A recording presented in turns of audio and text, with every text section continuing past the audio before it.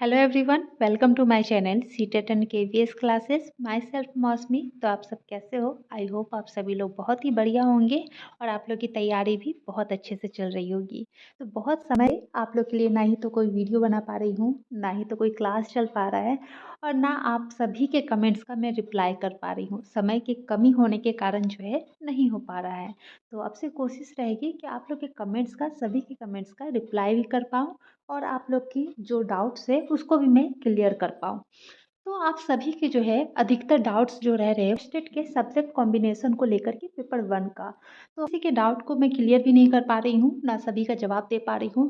तो आज हम लोग इसी से संबंधित वीडियो बना रहे हैं जिसमें आपके जो भी डाउट्स है सब्जेक्ट कॉम्बिनेशन को लेकर के उसे क्लियर करेंगे। तो सबसे पहले जब भी आपको कोई प्रॉब्लम हो, जब भी आप कंफ्यूजन में रहे या फिर आपको समझ नहीं आ रहा हो कि मेरा सब्जेक्ट कॉम्बिनेशन क्या होना चाहिए, तो सबसे पहला काम जो आप लोग करेंगे कि आप लोग उस नोटिफिकेशन को अच्छे से पढ़ेंगे जिसमें सब्जेक्ट कॉम्बिनेशन के बारे में बोला गया है। एक बार नहीं, 2 बार पढ़िए, 3 बार पढ़िए। जब आप पढ़ोगे उसे अच्छे से तो आपको ऑटोमेटिक जो है समझ में आने लगेगा कि क्या बोला जा रहा है, कौन से सब्जेक्ट आपके पास होने चाहिए।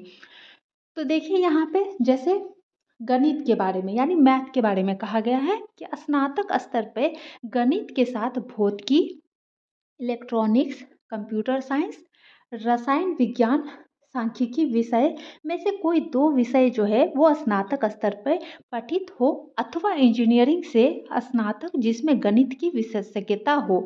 यानी कि स्नातक स्तर पे ग्रेजुएशन में आपका गणित के साथ, अब यहाँ देखिए लिख लिया है गणित के साथ, यानी कि मैथ आपका होना ही है, मैथ आपका होना चाहिए ग्रेजुएशन में, यानी ऑनर्स के रूप में आपने मैथ पढ़ा हो।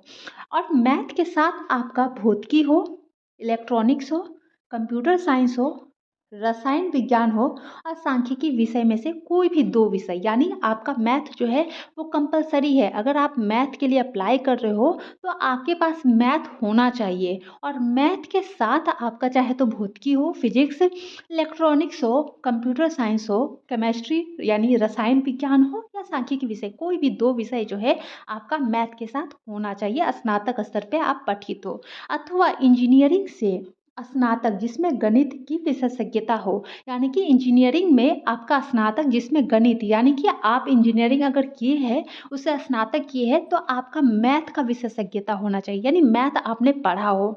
इस क्रम में स्पष्ट किया जाता है कि स्नातक स्तर पे कंप्यूटर साइंस में बीसीए की योग्यता को सम्मिलित माना जाएगा और साथ ही स्नातक स्तर पे कंप्यूटर साइंस में अगर किसी ने बीसीए की योग्यता की हुई है तो वो इसके लिए एलिजिबल है, स्टेट के पेपर 1 में वो एलिजिबल है, अप्लाई कर सकते हैं। यहाँ क्लियर हो गया आपका मैथ से रिलेटेड। अब यहाँ पे देखिए विज्ञान यानी कि साइंस। अब साइंस में कौन कौन अप्लाई कर सकते हैं? तो स्नातक स्तर पर जंतु विज्ञान यानी जूलॉजी, वनस्पति विज्ञान, रसायन विषय में पठित हो, ठीक है, केमिस्ट्री जो है वो पठित हो अथवा इंजीनियरिंग में स्नातक जिसमें विज्ञान की विशेषज्ञता हो। इसके अंतर्गत उपयुक्त विषय के अलावा बायोटेक्नोलॉजी और माइक्रोबायोलॉजी को भी सम्मिलित किया जाता है।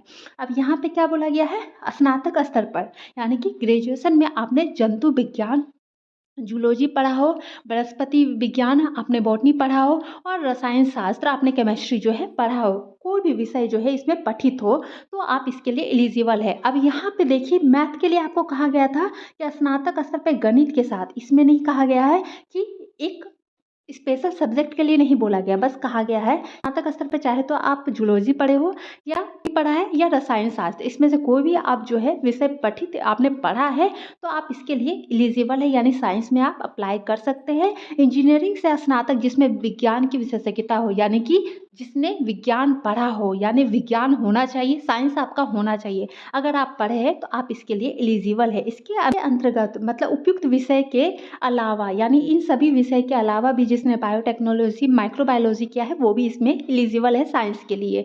तो क्लियर है यहाँ तक? जिसने भी जूलॉजी पढ़ा है, बॉटनी पढ़ा है या केमिस्ट्री पढ़ा है, ठीक है, कोई भी 2 सब्जेक्ट आपने पढ़ा हो तो आप जो है साइंस के लिए एलिजिबल है।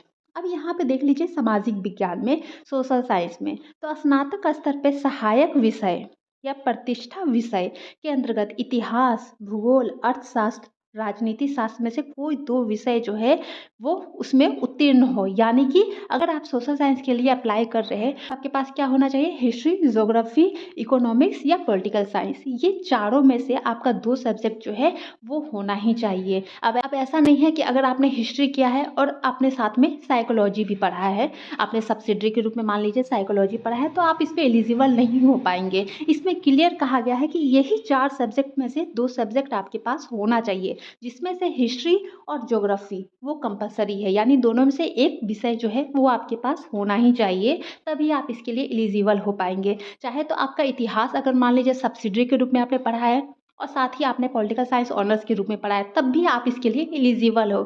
चाहे आप सब्सिडरी के रूप में या फिर आप ऑनर्स के रूप में, इन चारों में से 2 विषय होना चाहिए। क्लियर है यहाँ तक?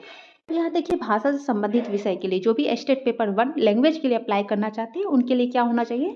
तो माध्यमिक विद्यालय के अध्यापक पद हेतु भाषा से संबंधित विषयों में स्नातक पर प्रतिष्ठा यानी ऑनर्स के रूप में या सब्सिडरी के रूप में आप वो पठित होना चाहिए, यानी वो विषय जो है पठित होना चाहिए। जैसे आप हिंदी के लिए अप्लाई करना चाहते हैं, आप स्टेट पेपर 1 में, तो आप जो है चाहे तो अपने लैंग्वेज को यानी कि हिंदी को आपने ऑनर्स के रूप में पढ़ा होना चाहिए आपको, या फिर सब्सिडरी के रूप में आपको पढ़ा होना चाहिए, ये आप लैंग्वेज पेपर के लिए जो है अप्लाई कर पाएंगे। अरे यहाँ तक आई होप आप लोग के डाउट्स क्लियर हो गए होंगे।